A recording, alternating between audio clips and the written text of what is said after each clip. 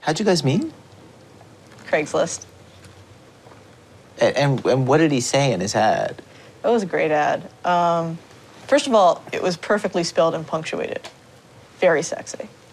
It's a big deal for me. And at the end, he said, you know, by the way, I have a disability. I'm in a wheelchair. And that was intriguing.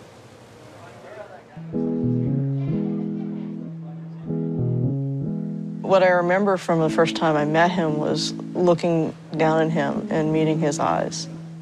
He looked back at me and he kind of did this, you know, this little waggle with his eyebrows. And, you know, and the message was, boy, this is awkward. Yeah, you know, this is crazy. Here we are, you and me. On a date. On a date.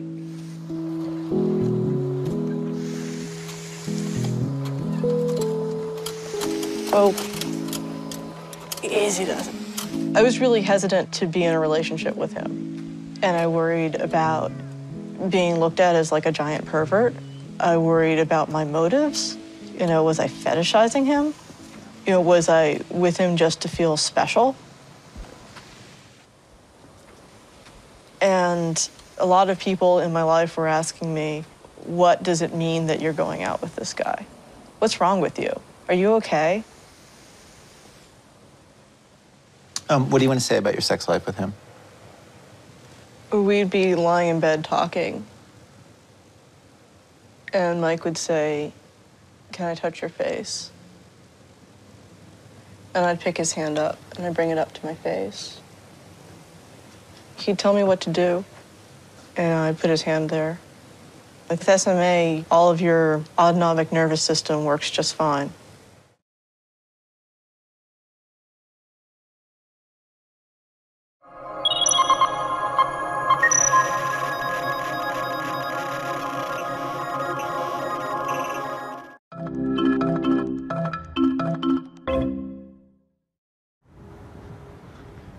Utah is like everywhere else in the following way.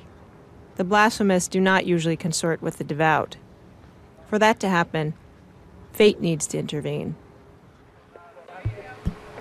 Ben McPherson. Where are you from? Did you grow up here? Artist, Mormon, former surfer, in the midst of creating a series of huge, increasingly ambitious biblical paintings. And each painting begins with a simple quest, the search for beards. You want to be immortalized in a painting? I just need models, guys with real beards, you know, just for a crucifixion scene that I'm going to paint. So I'm taking photos to paint from. I'm looking for models. Men with beards. Men with beards. The difficulty for Ben is that he's looking for beards in Utah.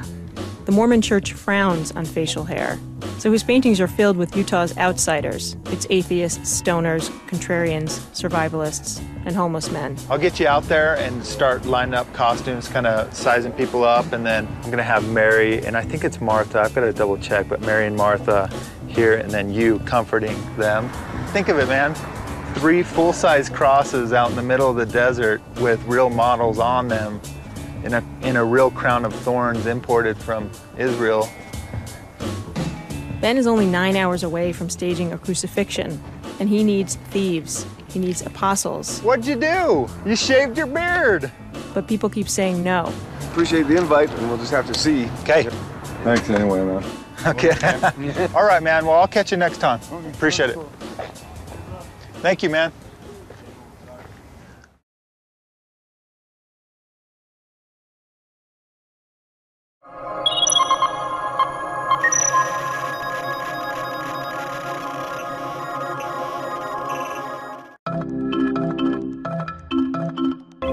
Everybody's got a story, but everybody doesn't have a story that's worth telling on TV, you know? And the difference between the two are that, you know, the stories that you would tell to other people have to be really, really surprising. Can I ask you any question and you would tell me the truth? Sure. Shoot. Have you ever had an affair? Yes. I've actually literally slept with hundreds of women. I've had, like, gonorrhea 5 or 6 times. I have herpes for, like, 30 years. Have you ever tried drugs? Yes, I have. I've done heroin, I've done cocaine, I've done speed, I've taken peyote, cactus, taken a lot of acid. One of the things that's so odd about this moment culturally is that we are inundated with stories like no people who have ever lived. And if you think about how many of the stories make you feel like, oh, like that's either a feeling that I've had, a real feeling from my life, or alternately, you know, if I were in that situation that that person's in, I would feel exactly that. I mean, great storytelling always achieves the second thing. When I went off to college, I was going to never come back, and like I was gonna come, when I was gonna come back, get my stuff, move out, and I was never gonna speak to either of you again. That was pretty much my plan. I'm glad you didn't. Yeah. On our show, we've made this choice that we don't make fun of people. Like, we really try to, in any story, get inside the person's head. And the reason why we do that is because I feel like that's where the drama will be most interesting. You know what I mean? If you can relate to the person, if you can see your experience in theirs, then that's where the most interesting feelings will happen. Much more interesting than making fun of them. That said, that's our choice. And lots of people do work that is not that. And some of that work is really awesome. I'm a regular Howard Stern listener, and when they do the funny phone calls and the prank phone calls, I have to say, some of those are really funny. And so, you know, that's our choice. Other people have to make their own choice, and, you know, everybody to their own.